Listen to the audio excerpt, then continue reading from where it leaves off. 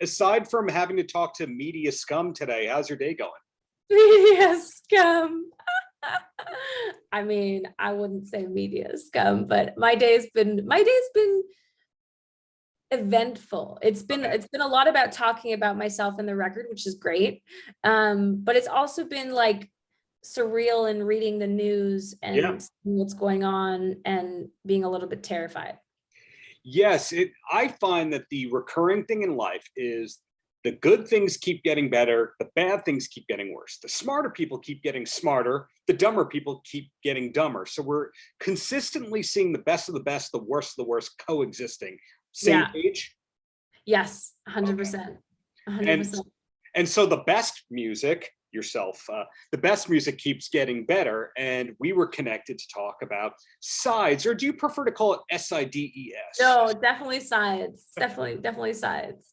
Okay, so S.I.D.E.S is the first record in a few years, and it's got 15 tracks on it, very active as a collaborator. To write 15 songs for an album, how many songs did you write in general? Quite a few. I mean, I'd say maybe around 40, 45. Wow. Okay, now I see two schools of thought with this. When an artist writes 40 songs, it pares it down to 15. Some of them go, okay, well, there's a reason they didn't make the record and they're buried forever. Maybe a deluxe edition happens in 15 years and we see some demos there. Other people go, no, I'm going to give these to other artists, might make the next record, etc. What happens for you with those 25 floaters?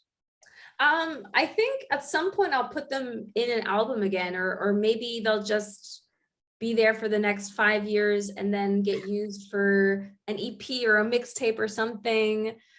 Yeah, I don't know. I haven't really thought about ever like giving a song away to another artist. I mean, it's a nice idea. I don't know if anyone would want to sing my songs that I write though. They're often very personal. Like often the reason why those ones don't get chosen for this album is that they're too personal, in my opinion, where, I mean, too personal is like, that's exaggerating, but it's, the lyrics are kind of very focused on a certain person or a certain event. And I feel like anyone else singing that would be like, what? Pros and cons. I have a friend who's written for a lot of other artists, and out of the blue, he got a call from his publisher going, hey, so the singer-songwriter in Austria wants to take the song, translate it into the local language, make it a 50-50 publishing co-write, and it's his song. What do you say? So you never know when it's personal songs, other people it might resonate with. That's true. That is very true. Yeah. Okay, so in your case, though, 40 songs down to 15. We'll see what happens with all that. How long was this album done for? Because a lot of people held off stuff. They went, I don't want to release it within the first 9 months of COVID because no one cares about new music. And so some of the people I interviewed, when I say, when was your album finished? They go, February 2020. In your case, when was it finished? My album was finished January 2022. Wow. Okay. Now finished, including mastering? Including mastering February 2022. Wow. Okay. So you're not one of those like last minute announce the album and then finish it people. No, I announced the album when it was finished. Before, so I finished it months before, then announced it, and then was like, okay, putting it out. So now being 6 months old, do you still love the record, or when you hear it, do you go, oh, I would have done a few things differently, and you look at the live show as evolving it? I love the record. I look at it and so some of the songs I'd written a year before, so like last January, and the great thing is I have a lot of freedom when it comes to my label because I am my label, and I also work with an indie label and mom and pop in America. So I feel like they're very open and very relaxed when it comes to my wishes. So I like to sit on songs for about a year to see if I still like them, and then make the decision to put them on an album because I know I'll still like them and I still want to play them. That is super unique. Like the closest thing I've heard to that is the singer of Weezer, who was managed by the head of mom and pop music. He focus groups his material. Now that's a little extreme. What do in you my mean opinion. focus group? What does that mean? What was told to me by a producer who did a few albums with them was that he actually goes, here's the songs, which are your favorites? And he collects all that data, however you want to say it, and goes, well, track 2 has to make the record because that tested very high. I'm not saying you do that, but it sounds like your approach is not too different from a comedian who like workshops their material in clubs before they can take it to the theaters.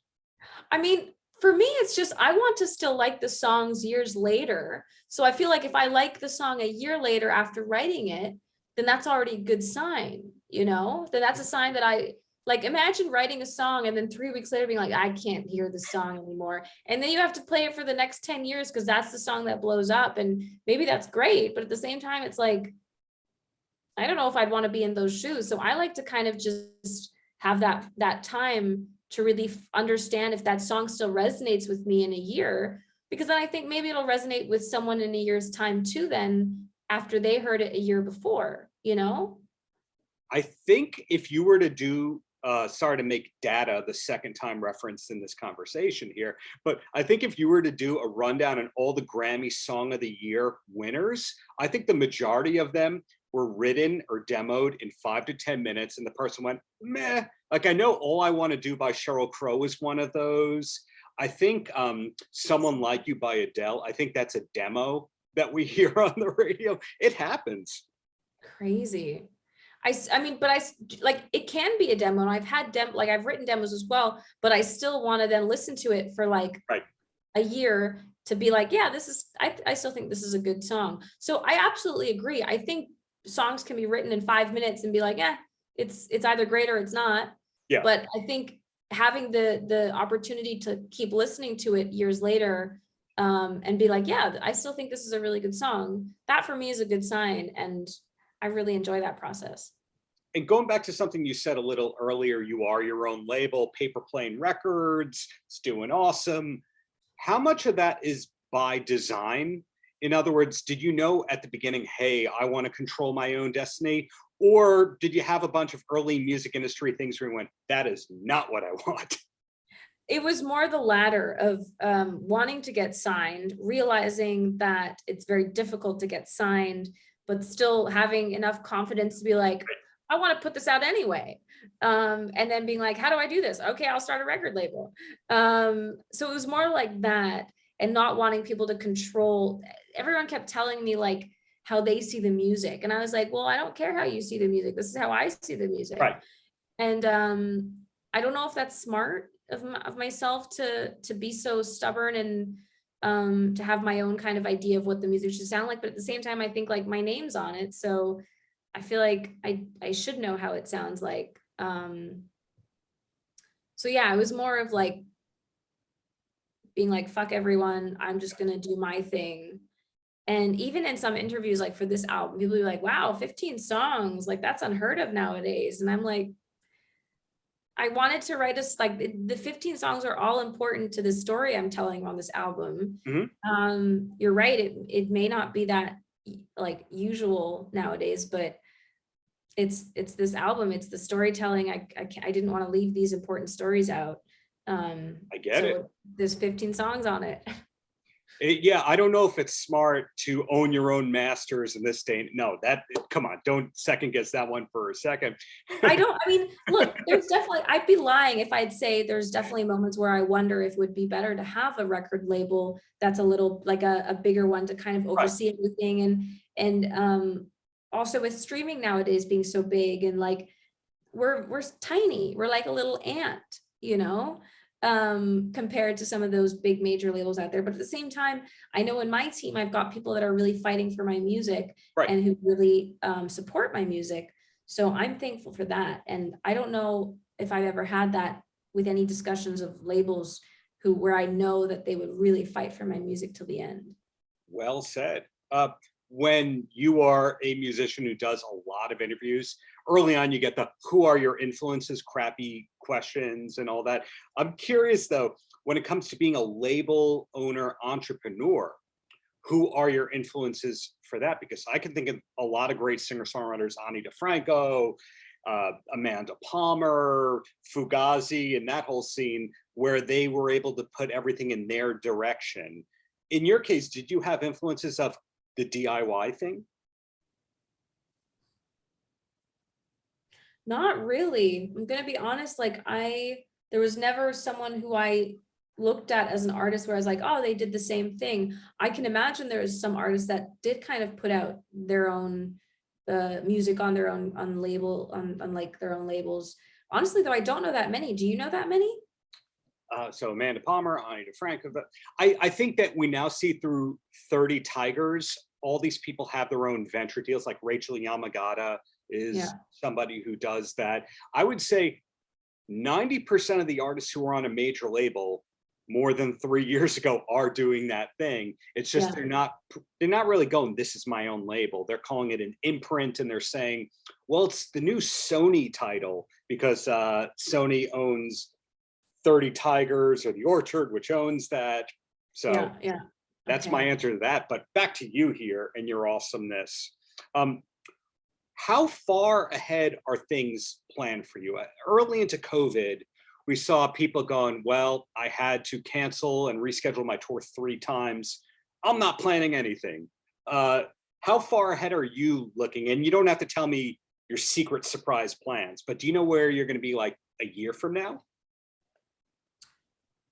I don't know if we've given up with planning that far ahead yet. I feel like we can relate to everyone who's been like, we've had to reschedule this 3 times. We're very much at a point where we're kind of like, we'll take it as it comes. We'll see how this album does. We'll see what happens with this music, with this album cycle. We'll see if we go on a support tour. We went with Bastille for the past big tour. 2.5 weeks. We were, and that was kind of a surprise as well. We didn't know that was going to happen. We didn't know it was going to be possible. I literally got my US visa the day before I left. Mine ran out last year, and getting a new one was a hassle. So I was only able to really take half of my band with me. Right. And so there's just so much that's unknown at the moment and very difficult to plan. We're basically saying yes to anything that comes in. We've been lucky that we're playing festivals this year that were confirmed 2 years ago, and that still want to have us play, which is great. We'll be playing the new songs. I'll be writing more music. So I'm just kind of, we're cautious. We're going on tour, hopefully in the fall. Fingers crossed if everything goes okay. But even with the war in Ukraine and the whole Russia, like we've canceled 4 shows that were supposed to happen in Russia and Ukraine, which is awful if you think about that. Oh yeah. To see what's happening right now. So the best of the best, the worst of the worst. It keeps happening. It keeps happening. And so we're all kind of at a point where we're just thankful for any opportunity we can get nowadays, even with COVID happening and people wanting to still come to shows. I mean, selling tickets has been difficult. Like, it's just one of those things where you're just hoping things will get better and you don't know. So I hear you loud and clear. And the last question before I let you roam free has nothing to do with S.I.D.E.S being awesome or what we talked about. It's every time my wife and I start a new TV show, we finish it in 3 days. We need a new show or 2 to watch. Do you have a recommendation to pass along? My recommendation, have you seen Severance? No, is that on HBO? No, it's on Apple TV. Apple TV, Severance. Okay. You have not seen Severance yet on Apple TV. It's a must-see, biggest cliffhanger of the year, of the past decade. Amazing show. Cool. We will put that on the list, but in the meantime, best of luck. Hope to see you live in New York in the near future, and just keep up everything you're doing. This cottage industry career of being commercially acceptable yet critically acclaimed. Keep it up. If that's how it's perceived, then I'm hoping that it works out. I have no idea how my music is perceived most of the time. So I'm just like giving interviews being like, I hope they like it. I'm not sure if they do. I'm not sure if it's good, but You're a Radio 2 infatuation. They love you in Germany, Canada, the UK. Aren't those the countries that have the good taste in music that we then hope the NPR people here in the States pick up on? well, the funny thing is, I mean, our music got played in the US before it got played in the UK. Right. So I honestly have no idea. I just feel like I'm swimming in the middle of an ocean, offering my songs, being like, does someone want it? And then someone random will raise their hand and be like, yeah, I'll take it. So that's kind of how I feel most of the time. Well, keep up that feeling. Thank you. I'll try. Have a wonderful rest of the day. Take care. Thank you, you too. Paltrocast.